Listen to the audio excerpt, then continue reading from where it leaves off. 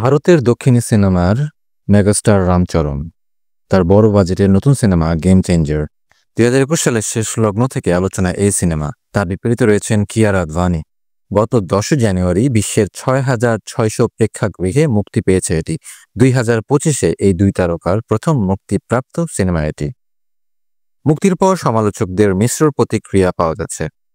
স্যাকনিল্ক এক প্রতিবেদনে জানিয়েছে, 2 দিনে গেম চেঞ্জার শুধু ভারতে আয় করেছে 72.5 কোটি রুপি। এছাড়াও বিদেশে আয় করেছে 19 কোটি রুপি।